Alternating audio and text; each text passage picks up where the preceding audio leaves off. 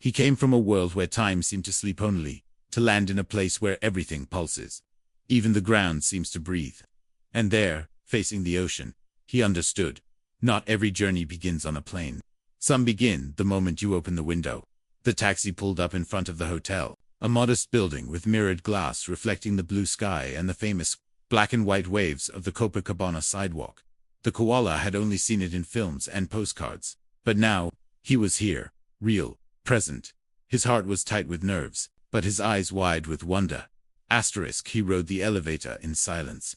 The receptionist had been polite, perhaps even a bit enchanted by such an unusual guest. The koala clutched a little brown backpack and a crumpled notebook, where he scribbled feelings he didn't yet have words for. Room 804. White walls. A massive bed, possibly larger than him. But it was when he pulled open the curtain that the world shifted. The ocean, not like he imagined, it was louder, more alive, fiercer. The waves crashed as if laughing at the city. People strolled the promenade. Street vendors wandered past with coolers on their backs. There was the scent of sea salt, sunscreen, boiled corn, and grilled shrimp. He couldn't stop staring. For the first time since arriving in Brazil, the koala felt at home. He made his way down to the beach carefully. The sand was hot beneath his paws. Children ran by screaming with joy. A man played cavaquinho. Another sold fresh coconuts. And in the middle of it all, the koala felt something rare for a solo traveler, a sense of belonging. Not every trip starts when you land. Some only begin when you finally see, really see. But the day wasn't all serenity. Later, a man approached him on the promenade, offering a VIP city tour at a suspiciously high price. A nearby woman noticed and quickly pulled the koala aside. "It's beautiful here, sweetie," she said kindly. "But you've got to stay sharp, okay?" He thanked her with a hug. And he understood. Rio was beautiful, but it wasn't naive. And that made it even more real. Back in his hotel at sunset, he took a long shower and lay in bed with his heart full. His world was expanding. And Copacabana was where it all began. Have you ever stayed somewhere that unexpectedly moved you? Share your story in the comments.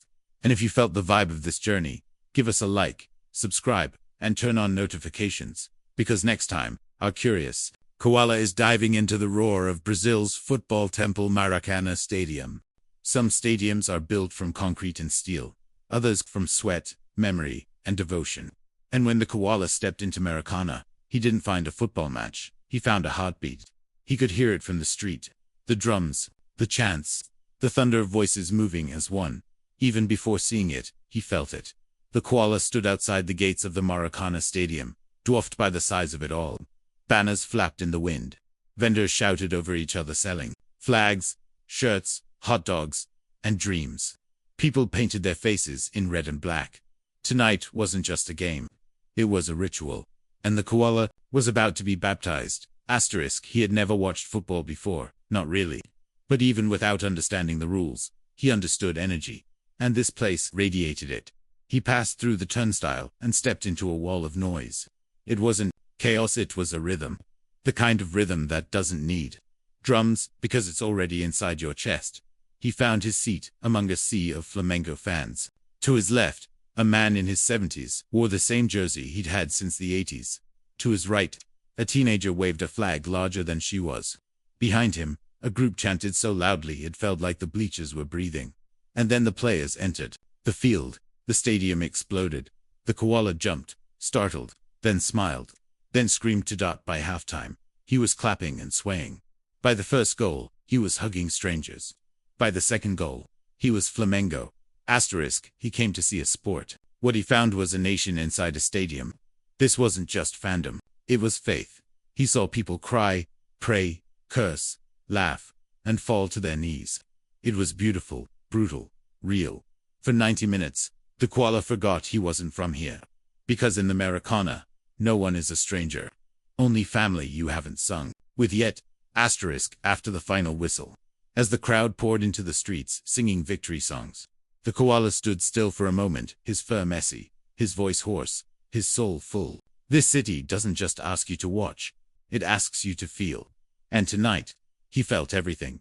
Have you ever been swept into something you didn't expect only to realize it was exactly what you needed? Tell us in the comments, what moment made your heart roar like a stadium?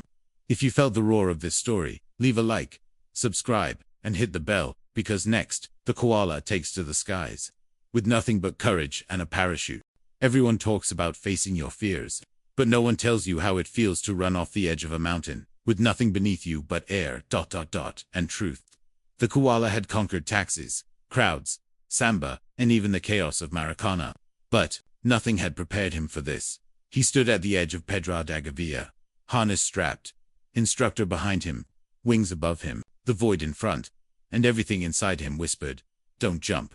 But something louder whispered back, "What if you fly?" That morning, the ride up through the Tijuca forest had been strangely peaceful.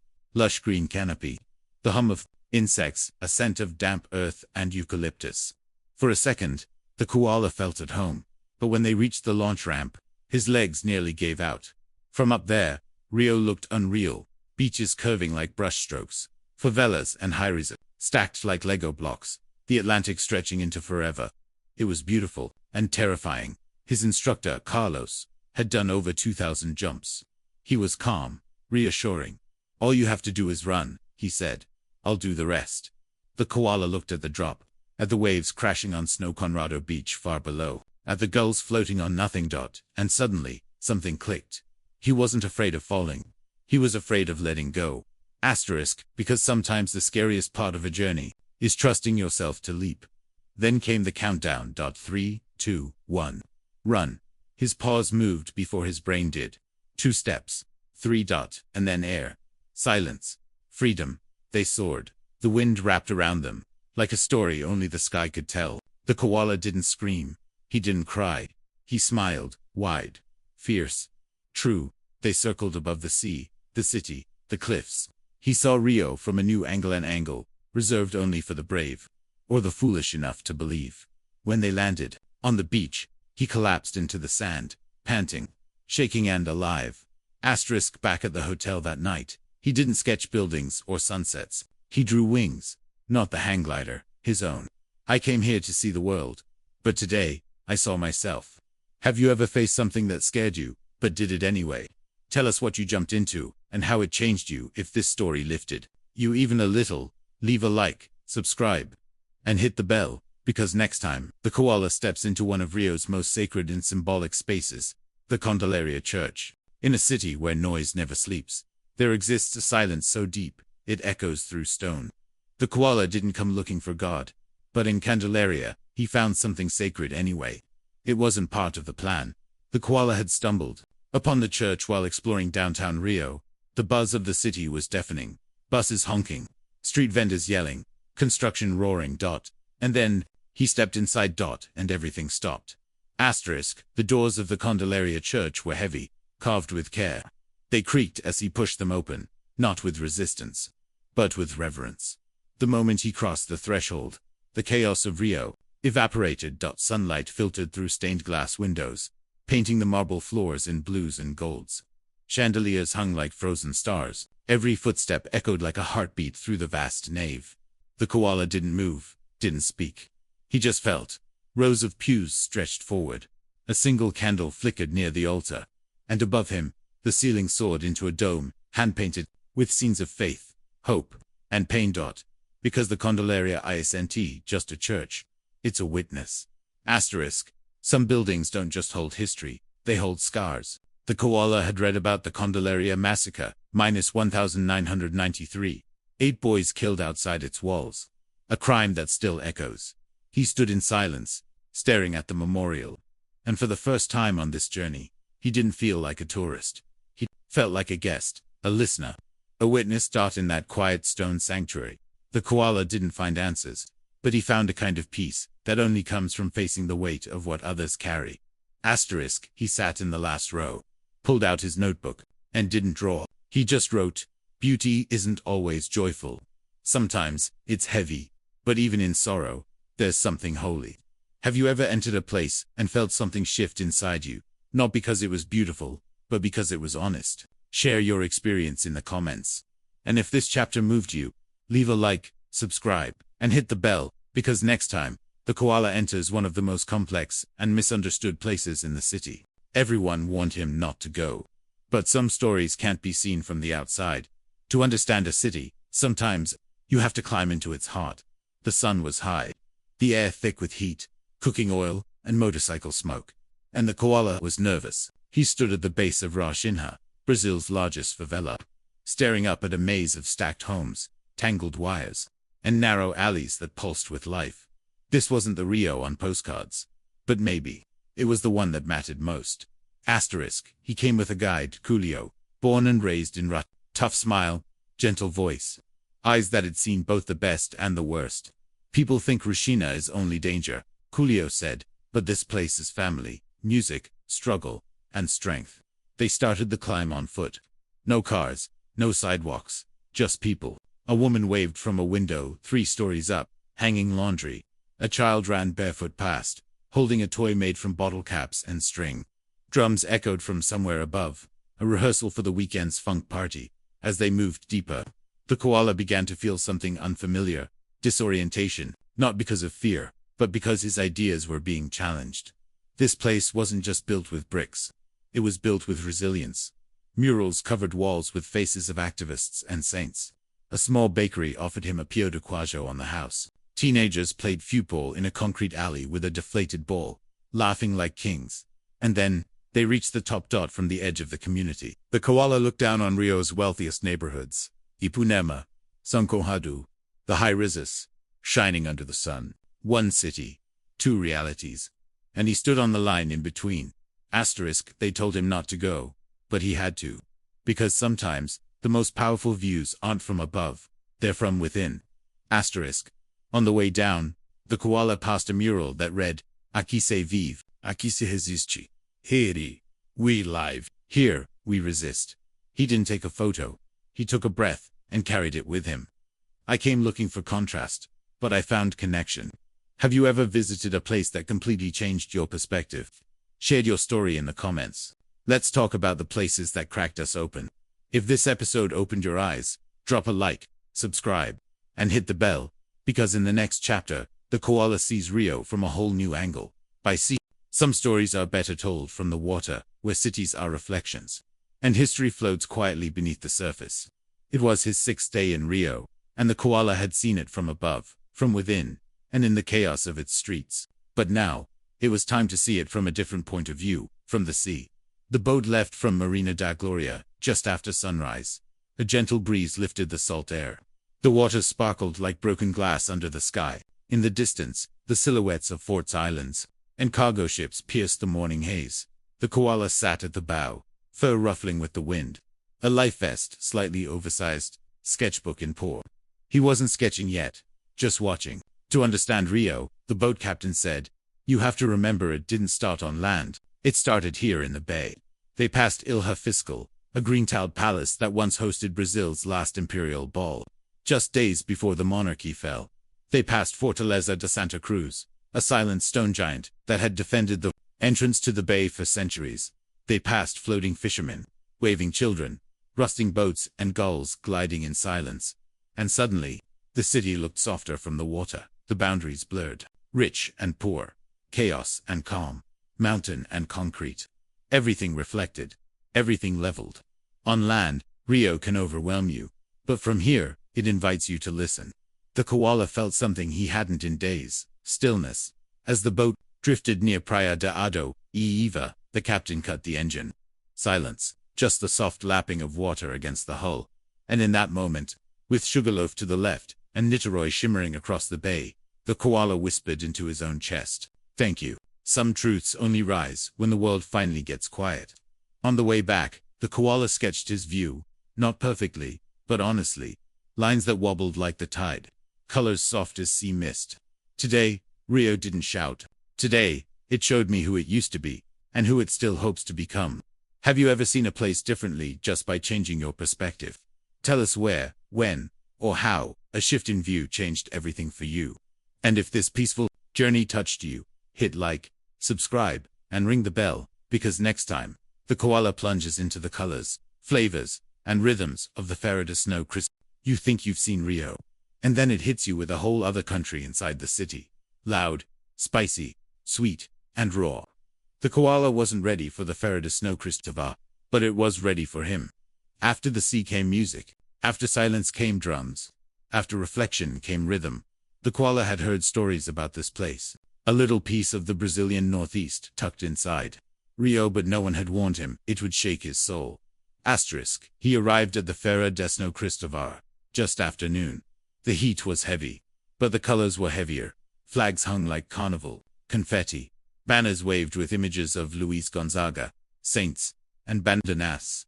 A foro trio was already playing on a small stage.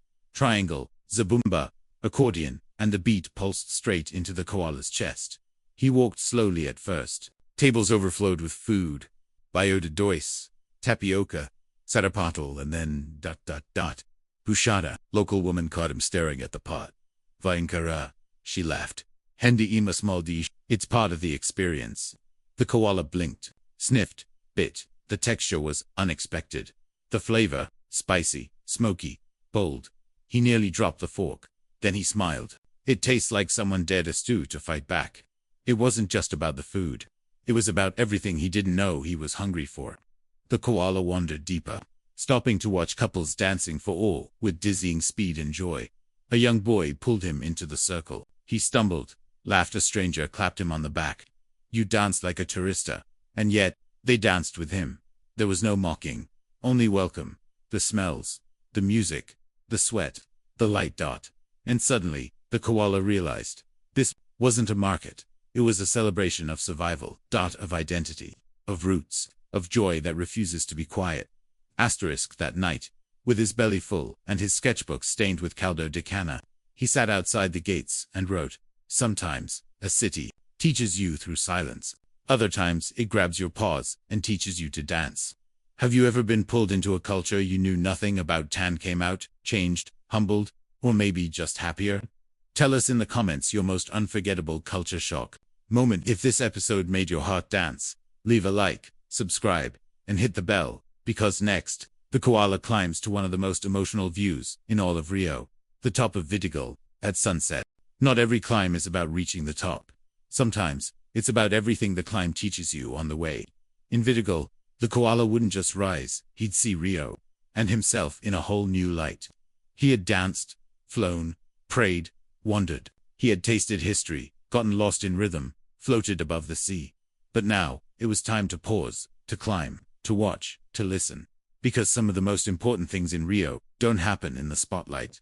They happen just before the sun disappears. Vidig. Al rises like a patchwork of life stitched into the side of a mountain. Narrow alleys, laughter bouncing off bricks, motorcycles zigzagging through curves that shouldn't exist, music playing from radios behind windows with no glass. The koala rode up on the back of a motor taxi, paws gripping tightly, heart pounding. Not from fear, from curiosity. His guide, Mariana, had grown up here. Everyone wants the view, she said, but most skip the story that leads up to it. They walked the last stretch. Children waved. Dogs barked. The smell of dinner filled the air. Rice, beans, sausage, hope. At the top, the koala reached the Mirante do Arvoro, and gasped. Rio, spread out below, golden and silent. The sea shimmered, the mountains glowed. The chaos, for a moment, looked peaceful. And behind him, life carried on. Teens laughing over funk beats. Locals selling cold drinks. A couple kissing quietly on a bench made of reclaimed wood. Asterisk. He had seen the city from above before. But now, he understood what it took to build a life beneath that view. He sat in silence as the sun melted behind the Dois Irmãs. The sky burned orange, then pink, then indigo. And in that space between day and night, noise and stillness. The koala exhaled, not just breath, gratitude, for the view, for the climb, for everything Rio had taught him that no guidebook ever could. As they rode back down, he didn't film, didn't sketch, just felt. Sometimes, the best souvenirs are the ones you carry in silence. What's the most powerful sunset you've ever witnessed? Not just for the view, but for the moment it gave you. Tell us your story in the comments. Let's share those quiet miracles. And if this chapter closed something beautifully inside you, leave a like, subscribe, and ring the bell, because the koala's next journey is just beginning.